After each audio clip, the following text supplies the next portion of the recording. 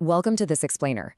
Okay, let's dive right into this. Today, we're unpacking a truly fascinating narrative, the very real, on-the-ground struggle for unity right in the middle of incredible diversity. We're zooming in on Indonesia, a nation that honestly serves as this massive, real-time social laboratory. I mean, just think about the sheer scale here for a second.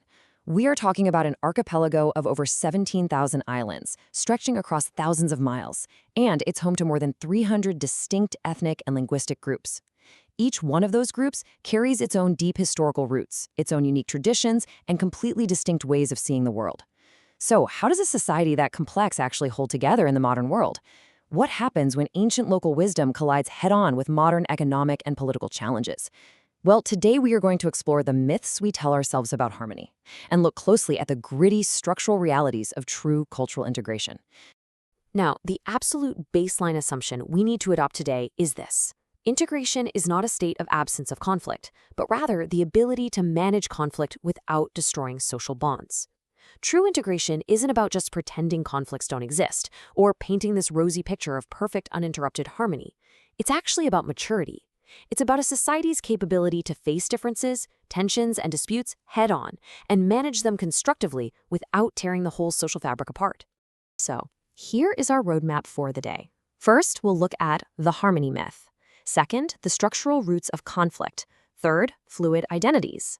Then we'll cover the danger of romanticization, bridging tradition and modernity, and finally, managing conflict. Let's start right off with section 1, the harmony myth. I want you to take a second and reflect on your own assumptions here. When you picture traditional or indigenous societies, do you automatically imagine a perfectly peaceful, serene community completely untouched by disagreement? Well, there is a stark contrast between that romanticized myth and anthropological reality. Indigenous and traditional communities are fully human, and that means they experience anger, greed, jealousy, and internal tension just like anyone else in any modern bustling city. They have always faced internal disputes over resources, they navigate dynamic territorial boundaries, and they're constantly engaging in complex negotiations. Recognizing this doesn't diminish their culture at all. It actually respects their humanity and their incredible resilience. To really understand why this tension exists, we kind of have to look under the hood at the mechanics of culture itself. The renowned anthropologist Kunchalaningrat broke culture down into 4 main elements. You've got the idea system, which holds your ideal values and rules. You have the activity system, consisting of concrete, everyday actions. Then there's the artifact system, which includes physical objects, sure, but also modern state policies and development programs. And finally, the norm system, those customary rules that determine behavior. Cultural integration is basically a constant dynamic tension between these 4 factors.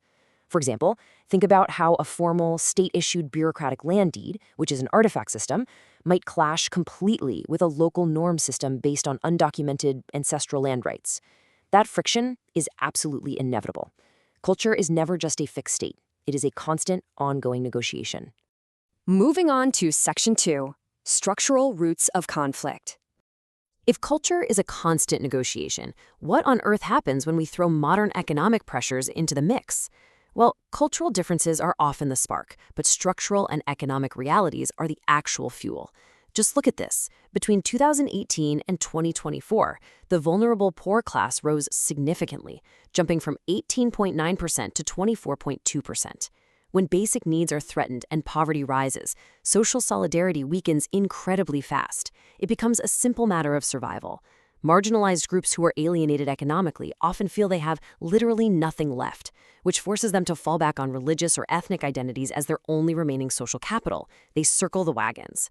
This is exactly where identity politics takes root, not necessarily from deep, irreconcilable theological divides, but from genuine economic desperation and a very real feeling of being left behind. Now, what's really interesting about this slide is how this economic anxiety is compounded by severe polarization. The middle class actually shrank from 23% in 2018 down to 17.1% in 2024. This represents a hollowed-out center. When a society divides into highly unequal, homogeneous economic groups that just don't interact meaningfully with one another anymore, the distance between them grows sharp and incredibly difficult to bridge. Empathy disappears simply because shared experiences disappear. This structural inequality is the true modern threat to social cohesion, and it very often masks itself as cultural or religious division. And that economic strain is often exacerbated by how the state actually responds to it. Let's look impartially at the role of the state as a mediator. In cases like the Lu Veracruz Dam infrastructure project in Tasikmalaya, state development artifacts clashed directly with local realities. When land compensation is perceived as fundamentally unfair and customary laws are simply brushed aside by state bureaucracy, it triggers deep horizontal social conflicts right there on the ground. People feel their heritage and their livelihoods are literally being erased. The state sometimes fails to act as a neutral mediator here, imposing rigid, top-down bureaucratic processes instead of recognizing local customs and achieving genuine justice. And, when mediation fails at this level, local tensions inevitably boil over. Let's look at Section 3, Fluid Identities.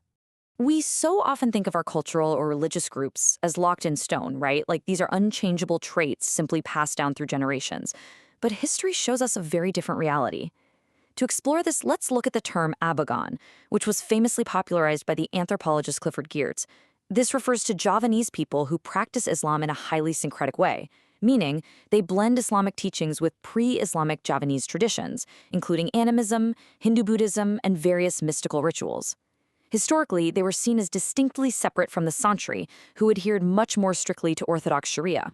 However, this identity is not static at all, especially when you look at regions like Solo. Back in the 19th century, the foundational Abagan-Santri dynamic was established. But fast forward to the New Order era, and severe political repression, corruption, and marginalization completely changed the landscape. By the modern era, out of sheer economic and political frustration, we saw something kind of incredible. Even marginalized Abagan groups, people historically rooted in syncretic, highly localized, flexible traditions, transformed into radical Santri. They adopted stricter, harder religious lines, and not because of a sudden theological awakening, but as a mechanism of protest and solidarity against an unjust state apparatus. This brilliantly illustrates that identities are fluid. They shift, they harden, and they radicalize based on financial, social, and political circumstances. Ultimately, it was the lack of justice that drove the change. Moving into Section 4, the danger of romanticization. Understanding how those identities shift and how conflicts ignite shows us exactly why we absolutely must avoid blindly idolizing the old ways. When we romanticize culture, we're basically assuming traditional communities are perfectly, effortlessly harmonious, but doing so ignores historical facts. And even worse, it prevents us from identifying the true, complex causes of social conflict. Think about it. If we believe a community is just naturally peaceful, then when a conflict does inevitably break out, we immediately go looking for a false external scapegoat. We point fingers at foreign influence, or the internet, or rapid modernization, completely missing the actual internal dynamics that are at play. So the crucial point is that romanticization acts as a mask. It hides very real, very potent internal drivers of conflict. We're talking about things like unequal access to economic resources within a single village, where maybe one family hoards the wealth, or fierce local political rivalries among elites who are competing for resources. It hides deep-seated gender discrimination built into kinship systems, or the deliberate exclusion of minority subgroups. And furthermore, local elites will actively exploit this romanticization. An elite leader might stand up and claim, hey, this is how our ancestors always did it and you must obey, simply to legitimize their own unchecked power, grab communal land, and maintain a totally unfair status quo. We have to view tradition with a critical, clear-eyed perspective. Which brings us to Section 5, Bridging Tradition and Modernity. So, if we strip away the romanticization, how can actual, practical local wisdom be applied to our big modern challenges today? Well, the answer lies heavily in how we mediate disputes. Top-down state mediation relies heavily on rigid, legalistic, bureaucratic procedures that honestly often feel incredibly alien to grassroots communities. It speaks a language they don't use, and it rarely works long-term because it doesn't actually heal the social rift. In contrast, hybridized local mediation works beautifully because the state acts as an equal partner with traditional and religious leaders. They engage customary councils and they address the specific, nuanced context of that exact community. To truly bridge formal legal systems with genuine local wisdom, the state has to collaborate, not dictate. And local wisdom, when it's engaged correctly, is such a powerful tool. Consider this philosophy from Balun Lamongan, Kragawe Santosa Tra Agawe Bubra, which loosely translates to cooperation strengthens, quarrels destroy. Now, what makes this effective isn't just that it's a nice, poetic saying. It works because this philosophy is deeply internalized through daily routines and interfaith mutual cooperation. In Balun, people of different faiths actively help build each other's places of worship, and they share communal spaces. In places like this, and down in the border town of Entekong, this active everyday practice of mutual assistance acts as a living social glue. And that is far stronger than any top-down government mandate could ever be. But we cannot just apply solutions blindly across the board. This is especially true in our schools. Uniform education simply fails. For instance, applying a generic one-size-fits-all multicultural curriculum in post-conflict sambas fails because it completely ignores the specific lingering social trauma that is unique to that area. There's also this fascinating paradox in West Sumatra, where despite a rich, historically egalitarian cultural philosophy, uniform classroom models still struggle heavily with intolerance.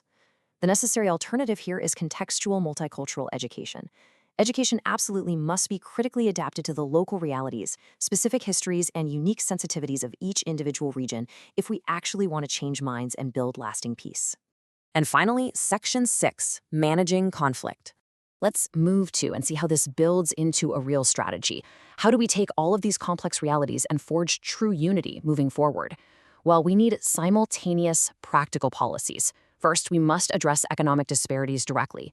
This is step one because, as we've seen, poverty and a shrinking middle class breed desperation and division. If people can't feed their families, social cohesion is impossible. Second, establish neutral, hybridized conflict mediation, where the state actually respects and actively partners with local customary leaders to achieve real justice. Third, integrate contextual multicultural education tailored to the specific traumas and histories of local realities, completely abandoning the one-size-fits-all approach. And fourth, critically, empower local wisdom. Evaluate it for fairness, utilize its strengths like mutual cooperation, but entirely discard the urge to romanticize the past. Integration isn't just an end state you unlock like in a video game. It is a continuous, dialectical process. It requires us to abandon the fantasy of a totally conflict-free society. The real question is, are we ready to face our differences and manage real conflicts without hiding behind the illusion of perfect harmony? Can we build a society robust enough to handle its own incredible diversity? Thank you so much for joining me on this explainer. I really hope this gives you a new, highly practical lens through which to view the ongoing struggle for unity. Keep questioning and keep learning.